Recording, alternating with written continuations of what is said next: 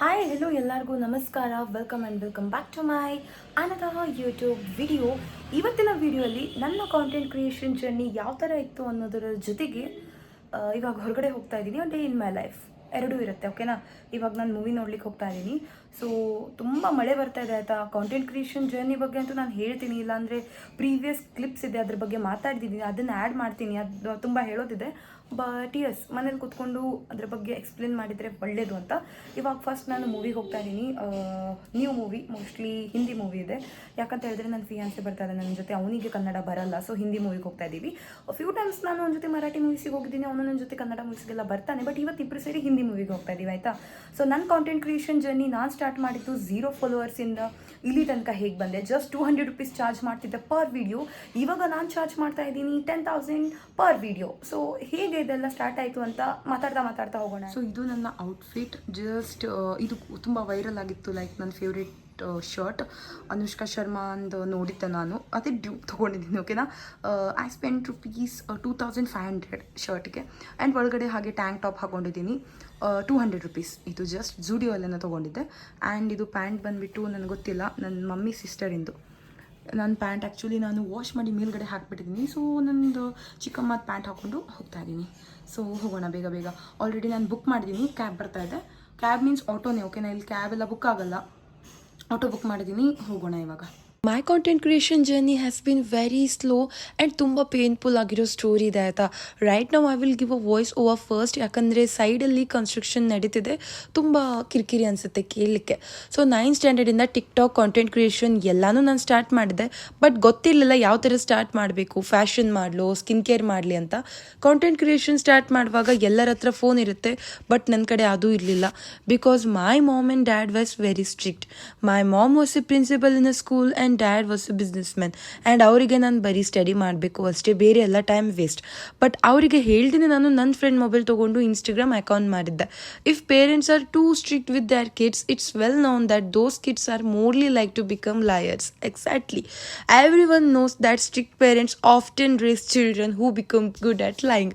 ಅಪ್ಪ ಅಮ್ಮ ತುಂಬ ಸ್ಟ್ರಿಕ್ಟ್ ಇದ್ದರೆ ನಾವು ಸುಳ್ಳನ್ನು ಹೇಳೋಕ್ಕೆ ಸ್ಟಾರ್ಟ್ ಮಾಡ್ತೀವಿ. ಜಸ್ಟ್ ನಂತರ ನನ್ನ ಮಾಮ್ ಡ್ಯಾಡ್ ನನ್ನ ಜೊತೆ ಇವಾಗ ತುಂಬ ಕ್ಲೋಸ್ ಆಗಿದ್ದಾರೆ, ಬಟ್ ಆವಾಗ ಎಲ್ಲ ಮಮ್ಮಿ ಅಂತ ಕರಿಬೇಕಂದ್ರೂ ಏನೋ ಒಂಥರ ಭಯ ಇರ್ತಿತ್ತು. ಆ ಟೈಮಲ್ಲಿ ಸ್ಟಾರ್ಟ್ ಕೊಲಾಬ್ರೇಷನ್ಗೆ ಜಸ್ಟ್ ನಾನು 200 ರೂಪೀಸ್ನ ಚಾರ್ಜ್ ಮಾಡಿದ್ದೆ. ಅದು ಇವಾಗ ಪರ್ ವಿಡಿಯೋ 10,000 15,000 ಏನಿಲ್ಲ ಅಂದರೂ ಸಮ್ಟೈಮ್ಸ್ ಇಟ್ ಡಿಪೆಂಡ್ಸ್ ಕಾಂಟೆಂಟ್ ಯಾವ ಥರ ಇರುತ್ತೆ ಅಂತ.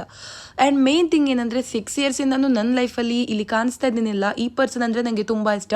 And even in the Kannada movie Sudeep said that the word best perfume is money, because if you have money then all relatives and friends stay with you. ಈಗಿನ ಕಾಲದಲ್ಲಿ ದುಡ್ಡನ್ನು ನೋಡಿ ರೆಸ್ಪೆಕ್ಟ್ ಕೊಡ್ತಾರೆ, ಅವರ ಮನಸ್ಸನ್ನು ನೋಡಿ ಅಲ್ಲ. ಸೊ ಗರ್ಲ್ಸ್ ಇಂಡಿಪೆಂಡೆಂಟ್ ಆಗಿ ಇರಬೇಕು. ಮದುವೆಗಿಂತ ಮೊದಲು ಅಪ್ಪನ ಹತ್ರ ದುಡ್ಡು ಕೇಳೋದು, ಮದುವೆ ಆದಮೇಲೆ ಗಂಡನ ಹತ್ರ ದುಡ್ಡು ಕೇಳೋದು, ಈ ಲೈಫ್ಗಿಂತ ನಮ್ಮ ಖರ್ಚನ್ನ ನಾವೇ ನೋಡ್ಕೋಬೇಕು ಅನ್ನೋದು ಚಿಕ್ಕವಳಿಂದ ನನ್ನ ಗುರಿ. ಸೊ ಇವಾಗ ನಾನು ನೆಕ್ಸ್ಟ್ ಕ್ಲಿಪ್ಪಿಂದ ನನ್ನ ಒಂದು ಜರ್ನಿ ಯಾವ ಥರ ಇತ್ತು ಅಂತ ಸ್ಟಾರ್ಟ್ ಮಾಡ್ತೀನಿ. ಇವಾಗ ಕೂತ್ಕೊಂಡು ನೀಟಾಗಿ ಎಕ್ಸ್ಪ್ಲೇನ್ ಮಾಡ್ತೀನಿ. ಆ್ಯಂಡ್ ಈ ವಿಡಿಯೋ ಮಾಡಬೇಕಂತ ನಾನು ಬೆಳಿಗ್ಗೆ 6:30ಗೆ ಎದ್ದು ವಿಡಿಯೋ ಮಾಡ್ತಾ ಇದ್ದೀನಿ, ಇಲ್ಲ ಅಂದರೆ ತುಂಬ ಕೆಲಸ ಎಲ್ಲ ಸ್ಟಾರ್ಟ್ ಆಗುತ್ತಲ್ವಾ, ಕನ್ಸ್ಟ್ರಕ್ಷನ್ ಆ್ಯಂಡ್ ನನ್ನ ತಮ್ಮ ಎದ್ದೇಳ್ತಾನೆ, ಮಾತಾಡ್ಲಿಕ್ಕೆ ಸ್ಟಾರ್ಟ್ ಮಾಡ್ತಾನೆ, ಎಲ್ಲ ಸ್ಟಾರ್ಟ್ ಆಗುತ್ತೆ. So yes, point 1 start, topic 1ಇಂದ ಹೋಗೋಣ ಆಯಿತಾ. 0 ಫಾಲೋವರ್ಸಿಂದ ಇವಾಗ 21,000 ಫಾಲೋವರ್ಸ್ವರೆಗೂ, ಆ್ಯಂಡ್ 0 ಮನಿಯಿಂದ ಸ್ಟಾರ್ಟಿಂಗ್ 200 ರೂಪೀಸ್ ಚಾರ್ಜ್ ಮಾಡ್ತಿದ್ದೆ, ಇವಾಗ 10,000 ಪರ್ ವಿಡಿಯೋ ಚಾರ್ಜ್ ಮಾಡಿಬಿಟ್ಟು ಮಂತ್ಲಿ ಏನಿಲ್ಲ ಅಂದರೂ 50,000ಇಂದ 1,00,000 ನಾನು ಅರ್ನಿಂಗ್ ಮಾಡೋದಕ್ಕೆ ಎಷ್ಟು ಕಷ್ಟಪಟ್ಟಿದ್ದೀನಿ ಅಂತ ಪಾಯಿಂಟ್ 1ಇಂದ ಹೇಳ್ತೀನಿ ಆಯಿತಾ. ಸೊ ಪಾಯಿಂಟ್ 1 ಬಂದುಬಿಟ್ಟು ನಾನು ಹೇಳಿದ್ದೆ, 9th ಸ್ಟ್ಯಾಂಡರ್ಡಿಂದ ನಾನು ನನ್ನ ಫ್ರೆಂಡಿನ ಫೋನ್ ತೊಗೊಂಡು ಕಾಂಟೆಂಟ್ ಕ್ರಿಯೇಷನ್ ಜರ್ನಿನ ಸ್ಟಾರ್ಟ್ ಮಾಡಿದ್ದೆ. ನನ್ನ ಮನೆಯಲ್ಲೂ ನನಗೆ ಫೋನ್ ಕೊಟ್ಟಿರಲಿಲ್ಲ ಆಯಿತಾ, ಅಜ್ಜಿದೊಂದು ಕೀಪ್ಯಾಡ್ ಇತ್ತು, ಅದೇ ತೊಗೊಂಡು ಕಾಲೇಜ್ಗೆ ಹೋಗ್ತಿದ್ದೆ ಬರ್ತಿದ್ದೆ. 2nd ಇಯರ್ ತನಕ ನನಗೆ ಫೋನ್ ಕೊಟ್ಟಿಲ್ಲ. ಸೊ ನನ್ನ ಫ್ರೆಂಡ್ ಫೋನಲ್ಲಿ ನಾನು ID ಕ್ರಿಯೇಟ್ ಮಾಡಿದ್ದೆ. 2-3 ಮಂತ್ಸ್ ತನಕ ನಂದು ಬರೀ 200 ಫಾಲೋವರ್ಸ್ ಇದ್ದರು ಆಯಿತಾ. ಸ್ಟಾರ್ಟಲ್ಲಿ ಆ್ಯಕ್ಚುಲಿ ನಾನು ಸಿಂಗಿಂಗ್ ಆ್ಯಂಡ್ ಡ್ಯಾನ್ಸಲ್ಲಿ ನಂದು ಎಕ್ಸಾಮ್ಸ್ ಎಲ್ಲ ಮುಗಿದಿದೆ, ಸೀನಿಯರ್ ಎಕ್ಸಾಮ್ಸ್ ಎಲ್ಲ ಮುಗಿದಿದೆ. ಸೊ ಅದರಲ್ಲಿ ಬಂದುಬಿಟ್ಟು ನಾನು ಇನ್ಸ್ಟಾಗ್ರಾಮಲ್ಲಿ ಜಸ್ಟ್ ಮಮ್ಮಿ ಕಡೆ 500 ರೂಪೀಸ್ ತೊಗೊಂಡಿದ್ದೆ, ರೆಕಾರ್ಡಿಂಗ್ ಮಾಡ್ಲಿಕ್ಕೆ ಹೋಗ್ತಿದ್ದೆ.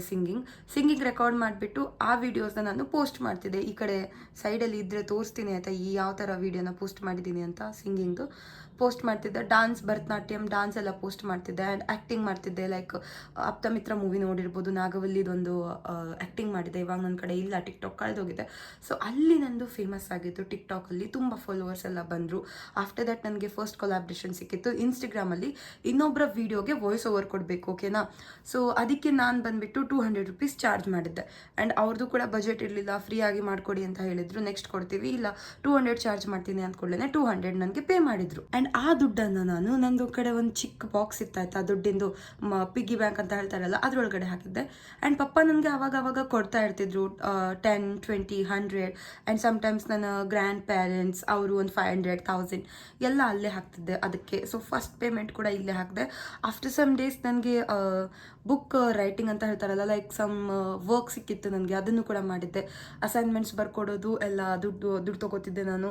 ಆ ಥರ ವರ್ಕ್ ಕೂಡ ನನಗೆ ಆನ್ಲೈನಲ್ಲಿ ಸಿಕ್ಕಿತ್ತಾಯ್ತಾ. ಇವಾಗ ಅದು ಫೇಕ್ ಇರುತ್ತೆ ಆಲ್ಮೋಸ್ಟ್, ಬಟ್ ಆವಾಗ ಓಕೆ, ಒಂದು 100 ಪೇಜಸ್ಸಿಗೆ ನನಗೆ 100 ರೂಪೀಸ್ ಕೊಡ್ತಿದ್ರು ಜಸ್ಟ್. ಆ ಥರ ಎಲ್ಲ ಮಾಡ್ಕೊಳ್ತಾ ಇದ್ದೆ, ಡ್ರಾಯಿಂಗ್ ಮಾಡ್ತಿದ್ದೆ ಎಲ್ಲ. ಅದರಿಂದ earnings and singing competition, dance competition ಎಲ್ಲ ದುಡ್ಡನ್ನು ತೊಗೊಂಡು ಅದೇ ಪಿಗ್ಗಿ ಬ್ಯಾಂಕಿಗೆ ಹಾಕಿದ್ದೆ. 3 ಇಯರ್ಸ್ ಸೇವ್ ಮಾಡಿದ ಮೇಲೆ ನನ್ನ ಪಿಗ್ಗಿ ಬ್ಯಾಂಕಲ್ಲಿ 45,000 50,000 ಆಗಿತ್ತು ಅಷ್ಟೇ. ಸೊ ಪಿಗ್ಗಿ ಬ್ಯಾಂಕನ್ನು ಕಟ್ ಮಾಡಿ 50,000 ತೊಗೊಂಡೆ. ಆ್ಯಂಡ್ ಉಳಿದಿದ್ದ ದುಡ್ಡಿಲ್ಲ ಆಯಿತಾ. ಏನಕ್ಕೆ ಬೇಕು ದುಡ್ಡು ಅಂತ ಹೇಳಿದ್ರೆ ಐಫೋನ್ ತೊಗೊಳಿಕ್ಕೆ ಬೇಕು. ಮನೇಲೆಲ್ಲ ಹಠ ಮಾಡಿದ್ದೆ. ಸೆಕೆಂಡ್ ಇಯರ್ ಎಕ್ಸಾಮ್ ಕೂಡ ಆಗಿಲ್ಲ, ಕೊರೋನಾ ಬಂದಿತ್ತು. ಇಲ್ಲಾಂದರೆ ಒಳ್ಳೆ ಮಾರ್ಕ್ಸ್ ಮಾಡಿದರೆ ಪಪ್ಪನೇ ತಂದು ಕೊಡ್ತೀನಿ ಅಂತ ಹೇಳಿದ್ರು ಆಯಿತಾ. ಸೊ ಸೆಕೆಂಡ್ ಇಯರ್ ಆದಮೇಲೆ ಇದೇ ಇವಾಗ ಹಾಕ್ಕೊಂಡಿದ್ದೀನಲ್ಲ ಇದನ್ನು ತೊಗೊಂಡು ಬ್ಯಾಂಕಲ್ಲಿಟ್ಟೆ. ಮನೇಲಿ ಯಾರ ಹತ್ರನೂ ಹೇಳಿಲ್ಲ, ಎಲ್ಲರ ಕಡೆನೂ ಬೈಸ್ಕೊಂಡಿದ್ದೆ ಆಯಿತಾ. ಇದನ್ನು ಇಟ್ಕೊಂಡು 20,000 ತೊಗೊಂಡು ಪ್ಲಸ್ 35, 45,000 ಸಮಥಿಂಗ್ ಇಟ್ಕೊಂಡು ಐಫೋನ್ನ ತೊಗೊಂಡೆ. ಆ್ಯಂಡ್ ಆ ಐಫೋನ್ ಕೂಡ ನಾನು ಕಳೆದೋಯ್ತು. ಯಾವಾಗ ಕಳೆದೋಯ್ತು ಅಂತ ನೆಕ್ಸ್ಟ್ ವ್ಲಾಗಲ್ಲಿ ಹೇಳ್ತೀನಿ. ಇದು ಇವಾಗ ನ್ಯೂ ಫೋನ್. ಇದು ನನ್ನ ಫಿಯಾನ್ಸಿ ನನಗೆ ಗಿಫ್ಟ್ ಮಾಡಿದ್ದು ಆಯಿತಾ. ಇದು ಬಂದುಬಿಟ್ಟು ಐಫೋನ್ 15. ನಾನು ತೊಗೊಂಡಿದ್ದು ಐಫೋನ್ 13, ಅದು ಕಳೆದೋಗಿದೆ. ಆ ಥರ ಫೋನ್ ತೊಗೊಂಡು ಮತ್ತೆ ಕಾಂಟೆಂಟ್ ಕ್ರಿಯೇಷನ್ ಜರ್ನಿನ ಸ್ಟಾರ್ಟ್ ಮಾಡಿಕೊಂಡೆ ಈಸಿಯಾಗಿ. ಯಾಕಂದರೆ ನನ್ನ ಫ್ರೆಂಡಿಗೆ ಯಾವಾಗ ನಾನು ಹೇಳ್ತಿದ್ದೆಲ್ಲ ವೀಡಿಯೋ ಮಾಡ್ಲಿಕ್ಕೆ ಬಾ ಅಂತ, ಅವಳು ಕೂಡ ಆಮೇಲೆ ಬರಲಿಲ್ಲ. ಯಾವಾಗ ನನ್ನ 3,000 ಫಾಲೋವರ್ಸ್ 4,000 ಫಾಲೋವರ್ಸ್ ಆದ್ರಲ್ಲ, ಅವಳಿಗೂ ಲೈಕ್ ಇರುತ್ತಲ್ಲ ಜೆಲಸಿ ಸ್ಟಾರ್ಟ್ ಆಗುತ್ತೆ. ಯಾಕಂದರೆ ಅವಳ ಮನೇಲೂ ಹಾಗೆ ಮಾಡ್ತಿದ್ರು, ಫೋನ್ ಕೊಡ್ತಿದ್ರು ಬಟ್ ಅವಳಿಗೆ ಪ್ರೈವೇಟ್ ಐಡಿ ಇತ್ತು, ಅವಳಿಗೆ ಬಿಡ್ತಾ ಇರಲಿಲ್ಲ. ನನ್ನ ಮನೇಲೂ ಅದೇ ಮಾಡ್ತಿದ್ರು, ಬಟ್ ನಾನು ನನಗೋಸ್ಕರ ಸ್ಟ್ಯಾಂಡ್ ತೊಗೊಂಡೆ. ಆ್ಯಂಡ್ ಮೇನ್ ಥಿಂಗ್ ಏನಂತ ಹೇಳಿದರೆ, ಬರೀ ಮಮ್ಮಿ ಪಪ್ಪ ಅಲ್ಲ, ಮನೆಯಲ್ಲಿ ಎಲ್ಲ ರಿಲೇಷನ್ಸ್ ಕೂಡ ನನಗೆ ತುಂಬ ಬೈತಾ ಇದ್ರು. ಇವಳಿಗೆ ಏನಕ್ಕೆ ಬೇಕು ಇವೆಲ್ಲ, ಸುಮ್ಮನೆ ಓದ್ಕೋಬೇಕು ತಾನೇ ಅಂತಲ್ಲ. ಸೊ ಅದೆಲ್ಲ ಒಂಥರ ಫುಲ್ ನನಗೆ ಇರಿಟೇಟ್ ಆಗ್ತಿತ್ತು ಆಯಿತಾ.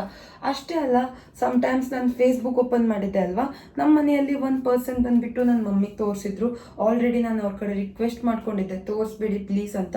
ಸ್ಟಿಲ್ ಅವ್ರು ಬಂದು ತೋರಿಸಿದ್ರು, ಫೇಸ್ಬುಕ್ಕಿಂದ ಹಾಗಾಗತ್ತೆ ಹೀಗಾಗತ್ತೆ ಅಂತೆಲ್ಲ. ಜಸ್ಟ್ ನಾನು ಫೇಸ್ಬುಕ್ ಓಪನ್ ಮಾಡಿದ್ದು ನನ್ನ ಕಾಂಟೆಂಟ್ ಕ್ರಿಯೇಷನ್ನ ಅಲ್ಲೂ ಕೂಡ ಸ್ವಲ್ಪ ಮಾಡಿದರೆ ಆಡಿಯನ್ಸ್ ಜಾಸ್ತಿ ಆಗ್ತಾರೆ ಅಂತ, ಓಕೆನಾ. ಸೊ ಅವರು ಆ ಥರ ಮಾಡಿದ್ಮೇಲೆ ನನ್ನ ಮಮ್ಮಿ ನನಗೆ ತುಂಬ ಬೈದಿದ್ರು. No issues, fine. ಮಮ್ಮಿಗೆ ನಾನು ತುಂಬ ಹೇಳಿದೆ, ಮಮ್ಮಿ ಇಲ್ಲ ನನಗೆ ಈ ಥರ ಆಗೋದಿದೆ. ಮಮ್ಮಿ ಕನ್ವಿನ್ಸ್ ಆದರು, ಬಟ್ ಡ್ಯಾಡಿ ಆಗಿಲ್ಲ ಅಲ್ವಾ. ಪಪ್ಪಗೂ ಹೇಳಿದೆ, ಪಪ್ಪ ನನಗೆ ಹಿಂಗೆ ಮಾಡೋದಿಲ್ಲ ಪಪ್ಪ ಅಂತೆಲ್ಲ ಕನ್ವಿನ್ಸ್ ಮಾಡಲಿಕ್ಕೆ ಒಂದು 3-4 ಮಂತ್ಸ್ ಆಯಿತು. ಸ್ಟಿಲ್ ಅವ್ರು ಹೇಳಿದ್ರು, ನೀನು ಮಾಡು, ಬಟ್ ಜೊತೆಗೆ ನನಗೆ ಓದೋದು ಮಾಡಬೇಕು. ಮೆಡಿಕಲ್ ಮಾಡ್ತೀಯೋ ಇಲ್ಲ LLB ಮಾಡ್ತೀಯೋ, ಏನು ಮಾಡ್ತೀಯೋ ನೋಡು ಅಂತ. ನನಗೆ ಯಾವುದು ಮಾಡ್ಲಿಕ್ಕೆ ಫಸ್ಟ್ ಇಂಟ್ರೆಸ್ಟೇ ಇರಲಿಲ್ಲ. ಸ್ಟಿಲ್ ನಾನು ಮನೆ ಮಾತು ಕೇಳಿಬಿಟ್ಟು ಓಕೆ ಅಂತ ಹೇಳಿಬಿಟ್ಟು LLBಗೆ ಜಾಯ್ನ್ ಆದೆ.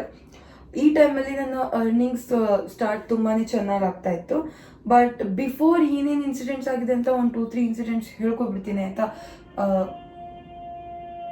ಇದೇ ರೀಸನ್ಗೆ ನಾನು ವಾಯ್ಸ್ ಓವರ್ ಕೊಡೋದು. ನೋ ಇಶ್ಯೂಸ್, ನಾನು ಸ್ವಲ್ಪ ವೀಡಿಯೋಸ್ಗೆ ವಾಯ್ಸ್ ಓವರೇ ಕೊಟ್ಬಿಡ್ತೀನಿ, ನಿಮಗೂ ಕ್ಲಿಯರ್ ಆಗಿ ಕೇಳುತ್ತೆ ಆ್ಯಂಡ್ ಅರ್ಥ ಕೂಡ ಆಗುತ್ತೆ. ನನ್ನ ಲೈಫ್ ಚೇಂಜ್ ಮಾಡಿದ ಒಂದು ದೊಡ್ಡ ಇನ್ಸಿಡೆಂಟ್ ಅಂತ ಹೇಳಿದರೆ, ಕೂರ್ಗಲ್ಲಿ ಮಾಡ್ಲಿಂಗ್ ಕಾಂಪಿಟೇಷನ್ ಇತ್ತು. ಆವಾಗ ನಾನು ಫಸ್ಟ್ ಇಯರ್ ಇದ್ದೆ. ಸೊ ತುಂಬ ಮಾಡ್ಲಿಂಗ್ ಫೋಟೋಸ್ನೆಲ್ಲ ಅವರಿಗೆ ಸೆಂಡ್ ಮಾಡಿಬಿಟ್ಟು ಫೈನಲ್ ರೌಂಡಿಗೆ ನಾನು ಸೆಲೆಕ್ಟ್ ಆಗಿದ್ದೆ. ಆ ಟೈಮಲ್ಲಿ ಇನ್ಸ್ಟಾಗ್ರಾಮಲ್ಲಿ ನಾನು ಒಂದು ವೆಸ್ಟರ್ನ್ ಫೋಟೋನ ಅಪ್ಲೋಡ್ ಮಾಡಿದ್ದೆ. ಈ ಕಡೆ ಫೋಟೋ ಹಾಕಿದ್ದೀನಿ ನೋಡ್ಕೊಳ್ಳಿ. ಈ ಫೋಟೋನ ನನ್ನ ಫ್ಯಾಮಿಲಿ ಮೆಂಬರ್ಸಿಗೆ ನನ್ನ ಯಾರೋ ಒಂದು ಕಸಿನ್ ಸೆಂಡ್ ಮಾಡಿಬಿಟ್ಟು, ಅವರು ನನ್ನ ಮಮ್ಮಿ ಪಪ್ಪಾಗೆ ಹೇಳಿಬಿಟ್ಟು ಆ್ಯಂಡ್ ನನ್ನ ಮಮ್ಮಿಗೆ ಸಿಟ್ಟು ಬಂದು ನನಗೆ ಬೈದು, ನಾನು ಅಮೌಂಟ್ ಹಾಕಿ ಕೂಡಿಸಿಟ್ಟು ಒಂದು ಫೋನ್ ತೊಗೊಂಡಿದ್ದೆ ಅಲ್ವಾ, ಆ ಫೋನನ್ನು ತೊಗೊಂಡು ನನ್ನ ಮಮ್ಮಿ ನನಗೆ ಕೊಟ್ಟಿಲ್ಲ. ಸೊ ಆ ಟೈಮಲ್ಲಿ ನನ್ನ ಲೈಫಲ್ಲಿ ಎಲ್ಲ ಒಂದ್ಸತಿ ಕಳ್ಕೊಬಿಟ್ಟೆ ಅನ್ನೋ ಥರ ಅನಿಸಿತ್ತು. So after that 6 month gap, my content creation journey restarted. That was the time when Corona came. I somehow convinced my mom and got my phone again, and then I started everything once more. But ಈ ಸತಿ ನನಗೆ ನಾನು ಅಂದ್ಕೊಂಡಿದ್ದೆ, ಯಾರೇ ಏನಂತ ಹೇಳಿದ್ರು stop ಆಗಬಾರ್ದು. ಒಂದು ನೋಟ್ಸ್ ಮಾಡಿಕೊಂಡೆ, ನನ್ನ ಗೋಲ್ ಬರ್ಕೊಂಡೆ, ಎಷ್ಟು ದಿನಕ್ಕೆ ಎಷ್ಟು ಫಾಲೋವರ್ಸ್ ಆಗಬೇಕು, ಎಷ್ಟು ಕಾಂಟೆಂಟ್ನ ಪೋಸ್ಟ್ ಮಾಡಬೇಕು ಅಂತ. ಆ್ಯಂಡ್ ಪಾಕೆಟ್ ಮನಿಯಿಂದ ನಾನು ಗೈಡ್ ಕ್ಲಾಸ್ನ ಅಟೆಂಡ್ ಆದೆ UGC ಬಗ್ಗೆ. ಎಲ್ಲ ಇಂಗ್ಲೀಷಲ್ಲಿ ಇರ್ತಿತ್ತು. ಆ ಟೈಮಲ್ಲಿ ನನಗೆ ಕನ್ನಡ ಮಾತಾಡಲಾಗಿದ್ದೆ. ಮನೇಲೂ ಕೊಂಕಣಿ, ಹಿಂದಿ, ತುಳು ಮಾತಾಡ್ತಾ ಇದ್ದಿದ್ದರಿಂದ ಕನ್ನಡ ಜಾಸ್ತಿ ಮಾತಾಡಲ್ಲ. ಅಕ್ಕಪಕ್ಕದಲ್ಲೂ ಯಾರೂ ಕನ್ನಡ ಮಾತಾಡೋರಿಲ್ಲಾಗಿದ್ರು. ಸೊ ಚಿಕ್ಕವಳಿದ್ದಾಗ ಸ್ವಲ್ಪ ಅಜ್ಜಿ ಕಡೆ ಎಲ್ಲ ಕನ್ನಡ ಮಾತಾಡ್ತಾ ಇರ್ತಿದ್ದೆ. ಬಟ್ ದೊಡ್ಡವಳಾಗ್ತಾ ಯಾರೂ ಕನ್ನಡ ಮಾತಾಡಲಿಕ್ಕೆ ಸಿಗ್ತಾ ಇರಲಿಲ್ಲ. ಸೊ ಗೈಡ್ ಕ್ಲಾಸ್ನೆಲ್ಲ ತಗೊಂಡು ನಾನು ತುಂಬ ಪರ್ಫೆಕ್ಟ್ ಆದೆ. ಯಾವ ಟೈಮ್ಗೆ ಪೋಸ್ಟ್ ಮಾಡಬೇಕು, ಏನನ್ನು ಪೋಸ್ಟ್ ಮಾಡಬೇಕು, ಯಾವ ಟೈಮ್ ಪೋಸ್ಟ್ ಮಾಡಬಾರ್ದು ಅನ್ನೋದರ ಜೊತೆಗೆ ಕನ್ನಡ ಕೂಡ ಡಿ ಬಾಸ್ ಮೂವಿ ನೋಡಿ ನೋಡಿ ಕಲ್ತ್ಕೊಂಡೆ. ನನ್ನ ಮಾತು ಯಾರಿಗೂ ಹೇಳಿಲ್ಲ ಅಂತ ಹೇಳಿದರೆ, ನಾನು ಸೋಷಿಯಲ್ ಮೀಡಿಯಲ್ಲಿ ಯಾವತ್ತೂ ಶೋ ಆಫ್ ಮಾಡಿಲ್ಲ. Yes, I have never post on social media that if I have 100 rupees in my pocket, I give 50 rupees to someone I need. ಯಾರಾದರೂ ಪುವರ್ ಪರ್ಸನ್ ಹಂಗ್ರಿಂದ ಕಾಣಿಸಿದ್ರೆ I get food packed for them too, but I don't want, ನನಗೆ sympathy gain ಮಾಡಲಿಕ್ಕೆ ಇಷ್ಟ ಇಲ್ಲ social ಮೀಡಿಯಲ್ಲಿ. That's why ನಾನು ಆ ಥರದ್ದೇನು ಪೋಸ್ಟೇ ಮಾಡಲ್ಲ. What ever I earn, I spend a good part of it helping others. And ದೇವರು ಒಳ್ಳೇದು ಮಾಡ್ತಾನೆ ಅಂತ ದೊಡ್ಡ ಎಕ್ಸ್ಟೆಂಟಿಂದ ನಾನು ಸೇಫಾಗಿ ಬಂದಿದ್ದೀನಿ. ಆ್ಯಂಡ್ ನನ್ನ ಮಾಮ ಸೇಫ್ ಇದ್ದಾರೆ ಅನ್ನೋದೇ ನನಗೆ ಒಳ್ಳೆತನ ಅನಿಸ್ಬಿಡ್ತು. ಯಾಕಂದರೆ ನನ್ನ ಮಮ್ಮಿ ದೊಡ್ಡಣ್ಣ ನನಗೆ ಕಳಿಸಿದ್ದು ಈಸ್ ಅ ಜೆಮ್ ಆ್ಯಕ್ಚುಲಿ. ಅಂಥ ಮನುಷ್ಯನ ಮತ್ತೆ ಎಲ್ಲೂ ನೋಡೋಕ್ಕೆ ಸಾಧ್ಯ ಇಲ್ಲ. ಅವರು ಹಸಿವಿಂದ ಇರ್ತಾರೆ ಬಟ್ ಇನ್ನೊಬ್ಬರಿಗೆ ಹೊಟ್ಟೆ ತುಂಬ್ತಾರೆ.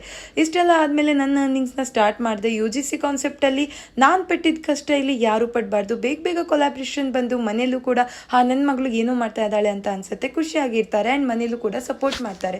ದ್ಯಾಟ್ಸ್ ವೈ ನಾನು ಕನ್ನಡದ ಮೊದಲ UGC ಗೈಡ್ ಆಗಿ 600+ ಕ್ಲೈಂಟ್ಸ್ಗೆ UGC ಕಾಂಟೆಂಟ್ ಕ್ರಿಯೇಷನ್ ಜರ್ನಿಯಲ್ಲಿ ಹೆಲ್ಪ್ ಮಾಡ್ತಾ ಇದ್ದೀನಿ. ಸೊ ಇವತ್ತಿನ ವ್ಲಾಗ್ ನೋಡಿಬಿಟ್ಟು ನೀವು ಕಲ್ತ್ಕೊಳ್ಬೇಕಾಗಿರೋದು ಇಷ್ಟೇ. ಯಾರೇ ಏನೇ ಹೇಳಿ, ಸಾವಿರ ಜನ ಮಾತಾಡ್ತಾರೆ, ತಲೆ ಕೆಡ್ಸ್ಕೋಬಾರ್ದು. ನಿಮ್ಮ ಗುರಿ ನೀವು ಮುಟ್ಟಬೇಕು, ಆಯಿತಾ? ಆ್ಯಂಡ್ ಎಸ್, ಗೈಡ್ ಬೇಕಂತ ಹೇಳಿದ್ರೆ ಕೆಳಗಡೆ ಕಾಮೆಂಟ್ ಮಾಡಿ. ಇದು ನನ್ನ ಇನ್ಸ್ಟಾಗ್ರಾಮ್ ಐಡಿ ಇದೆ, ಇಲ್ಲೂ ಕೂಡ ನೀವು ನನಗೆ DM ಮಾಡ್ಬೋದು. ಸೊ ಇವತ್ತಿನ ವ್ಲಾಗ್ ನಿಮಗೆ ಇಷ್ಟ ಆದರೆ ಲೈಕ್ ಮಾಡಿ, ಶೇರ್ ಮಾಡಿ ಆ್ಯಂಡ್ ಸಬ್ಸ್ಕ್ರೈಬ್ ಮಾಡಿ.